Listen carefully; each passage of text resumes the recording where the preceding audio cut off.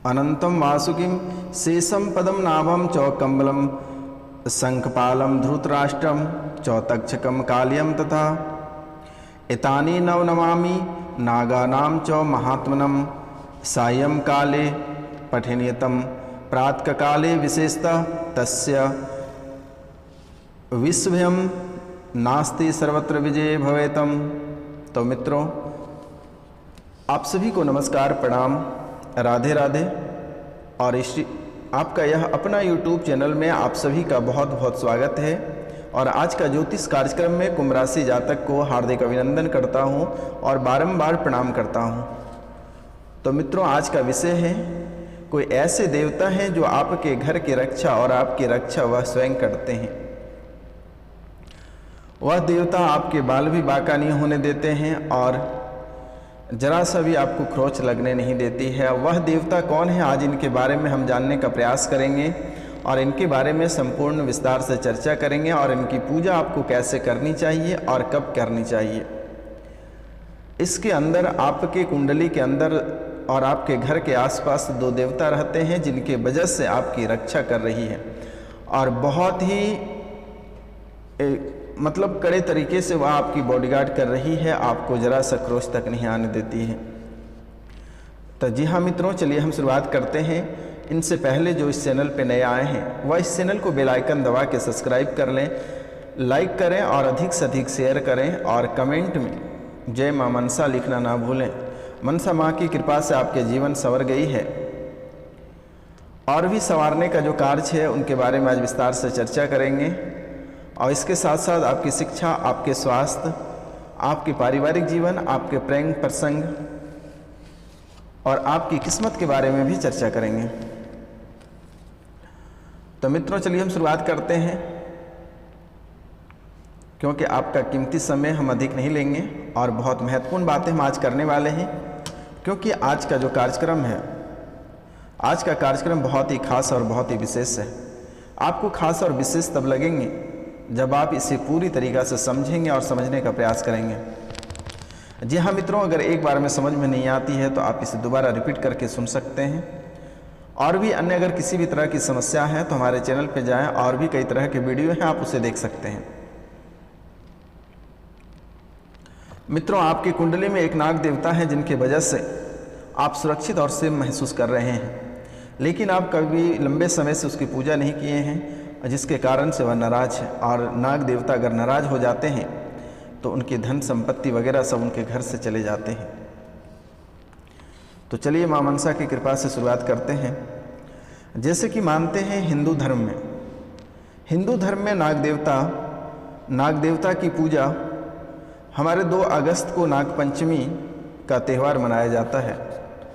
2 अगस्त को नागपंचमी का त्यौहार मनाया जाता है और ऐसे में नाग देवता की पूजा का महत्व एवं उसकी प्रासंगिक और बहुत अधिक है। तो हमारे धार्मिक मान्यता के अनुसार माँ लक्ष्मी की कृपा पानी है तो नाग देवता की पूजा आपको अवश्य करनी पड़ेगी। अगर माँ लक्ष्मी की कृपा अगर प्राप्त आपको करना है तो नाग देवता की पूजा आपको अवश्य करनी है, क्योंकि आपके जीवन काल में और आपकी ज़िंदगी लक्ष्मी से शुरुआत होती है और लक्ष्मी पे ख़त्म होती है। आर्थिक स्थिति, अगर हमारे जीवन की आर्थिक स्थिति अनबैलेंस हो जाए तो मेरी जो है कि ज़िंदगी ख़त्म हो जाती है, फिर हम तड़पने लगते हैं। तो वह हमारे जीवन काल में आर्थिक स्थिति बहुत ही महत्वपूर्ण रखते हैं। तो अगर आपको आर्थिक स्थिति मजबूत करनी है तो आपको नाग देवता की पूजा करनी है। अभी 2 अगस्त आने में समय है, नागपंचमी के दिन आप किसी मंदिर में जाकर कर सकते हैं, लेकिन फिलहाल आप किसी नाग देवता की तस्वीर आप घर लाकर और प्रतिदिन पूजा कर सकते हैं। उसके सर पे थोड़े से दूध और जल अर्पित करें। तो मान्यता है कि धन की रक्षा नाग देवता ही करते हैं। हमारे धन की रक्षा जो है नाग देवता ही करते हैं। और प्रचलित कथाओं में तो कहा गया है कि धन की रक्षा करते हुए नाग देवता मिले हैं। और हमारे ज्योतिषविदों का मत है कि जिन लोगों ने नाग देवता की विधि विधान से पूजा अर्चना की है उनके जीवन में कभी धन संपत्ति का अभाव नहीं रहा है। और मान्यता है कि नाग देवता की पूजा करने वालों पर माँ लक्ष्मी की कृपा हमेशा बरसती रहती है। और अगर वहीं नाग देवता अगर नाराज हो जाते हैं तो जीवन भी बर्बाद कर देते हैं। नाग देवता की नाराज़गी से जिंदगी में घोर आर्थिक संकट पैदा हो जाता है। नाग देवता के नाराज होने से लोग जीवन भर तंगहाली का जीवन जीते हैं और यहाँ तक कि इनके घर का धन दौलत व संपत्ति भी नष्ट हो जाते हैं। मान्यता है कि जिसने नाग देवता नाराज हो जाते हैं उन पर माँ लक्ष्मी की कृपा नहीं होती है। और ऐसे में नाग देवता को प्रसन्न करने के लिए कई उपाय हैं। हमारे हिंदू धर्म ग्रंथों के अनुसार नाग देवता को प्रसन्न करने के लिए उनकी भाव पूजा करनी चाहिए और इस पूजा में नवनाग मंत्र का जाप जरूर करें। धार्मिक ग्रंथों के मुताबिक नवनाग मंत्र को जब 9 बार जपा जाता है तब उसे 1 बार माना जाता है। नवनाग मंत्र जब 9 बार जपा जाता है तब उसे 1 बार माना जाता है, क्योंकि 1 बार नवनाग मंत्र पढ़ना केवल एक नाग देवता की आराधना करना होता है।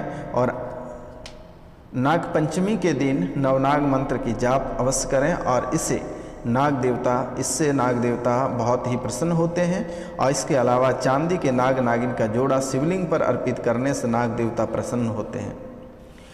आप भगवान शिव को चांदी के नाग और नागिन के जोड़े बनाकर भगवान शिव के ऊपर अर्पित करें।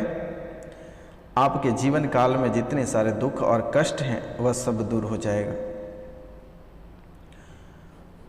और आप चांदी के नाग नागिन बनवाकर घर पे भी नित्य दिन जाप कर सकते हैं इस मंत्र का। अनंतम वासुकिम शेषम पदम नाभम च कम्बलम शंखपालम धृतराष्ट्रम च तक्षकम कालियम तथा एतानि नव नमामि नागानम च महात्मनम सायं काले पठे नित्यम प्रातःकाले विशेषतम तस्य विस्भ्यम नास्ति सर्वत्र विजयी भवेत। इस मंत्र का आप 9 बार करके जाप करें। 9 बार आप जाप करिएगा तभी आपके 1 बार माना जाएगा। मेरे मित्रों, इस मंत्र का आप लगातार उनकी पूजा, उनकी रोज 1 माला आप अवश्य जाप करें, यानी 9 माला आपको जाप करनी पड़ेगी तब जाके 1 बार होगा। तो यह बहुत ही महत्वपूर्ण माना जाता है। और अगर आप नाग देवता को खुश नहीं करते हैं तो फिर आपके जीवन जैसे बदहाली आप जी रहे हैं वैसी स्थितियां ही बनी रहेगी। इसलिए अगर आप में इतना समय और शक्ति नहीं है तो आप भगवान शिव के ऊपर नाग नागिन के चांदी के जोड़े अवश्य ही अर्पित कर दें। मान्यता के अनुसार आप जो है कुश से नाग बनाकर उसकी दूध दही और घी से पूजा करें तो बेहतर होगा। यह देवता नाग देवता अत्यंत प्रसन्न होते हैं। और इसके अलावा अगर इस दिन श्रद्धालु सोने चांदी और तांबे के नाग बनाकर शिव मंदिर में चढ़ा देते हैं तो ब्राह्मण को आप दान दें तो उसे सर्प भय नहीं सताता है, कभी सांप का डर आपको कभी नहीं सताता है। कई तरह के फायदे भी होते हैं।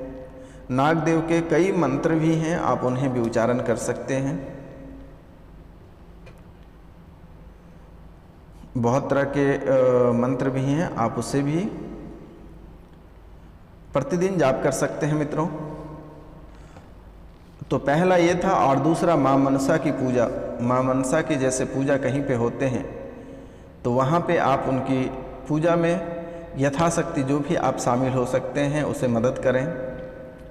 या फिर कोई चढ़ावा आपके पास है तो आप उसे चढ़ाकर प्रसन्न कर सकते हैं, क्योंकि जो सांप बिच्छू हैं वह सब माँ मनसा की अस्त्र शस्त्र हैं, इसीलिए आप उन्हें भी प्रसन्न कर सकते हैं।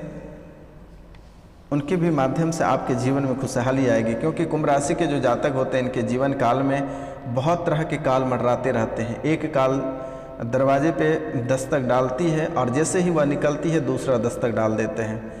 इसीलिए कुंभ राशि के जातक के जीवन काल में कई तरह के काल आते हैं और उनके ऊपर से मंडराते हैं। लेकिन कुछ देवी देवता जो आपके रक्षा करते हैं, जिनके वजह से नाग देवता और माँ मनसा आपकी रक्षा करते हैं, जिसके वजह से आप बार बार बच जाते हो। आपके जीवन की स्थितियां बिगड़ते बिगड़ते बच जाती हैं। इसलिए मित्रों, आप यह 2 कार्य अवश्य करें और प्रतिदिन सूर्य भगवान को अर्घ देना ना भूलें और प्रत्येक पूर्णिमा को चंद्रमा की पूजा आप अवश्य करें। और इनके साथ आप दुबे बाबा की पूजा के आसपास में होते हैं तो वहाँ पे आप 5 रुपये का गुड़ाही मिठाई अवश्य अर्पित करें दुबे बाबा के चरणों में, क्योंकि यह बहुत ही खतरनाक माना जाता है और जीवन की शुरुआत भी यहीं से होती है। बहुत जगह अब आ ही रहा उनका समय, आप उनके मंदिर में श्रावण मास में इसकी पूजा होगी और श्रावण मास में आप अर्पित अवश्य कर दीजिएगा। लेकिन इस समय आप नाग नागिन का चांदी का जोड़ा बनवाकर शिवलिंग के ऊपर अवश्य अर्पित कर दीजिएगा, क्योंकि आपके कुंडली में कई तरह के एकदम भयावह स्थिति उत्पन्न हो जाती है, बहुत खतरनाक बातें लिखी हुई हैं। इसलिए कुंभ राशि वाले जातक से हाथ जोड़कर मेरा निवेदन है और बारंबार प्रणाम नमस्कार है कि आप एक चांदी के नाग नागिन के जोड़े बनवाकर और शिवलिंग पे चढ़ा दें। शिवलिंग पे चढ़ाकर छोड़ दें, उसे घर नहीं लानी है, छोड़ दें। और इनके साथ माँ पार्वती के चरणों में अड़हुल के फूल और कुमकुम, अरवा चावल और इत्र मिलाकर अवश्य अर्पित करें। और उसी मंदिर में अगर गणपति महाराज की कहीं मूर्ति लगी रहती है तो उसे मीठे पान आप अवश्य खिलाएं,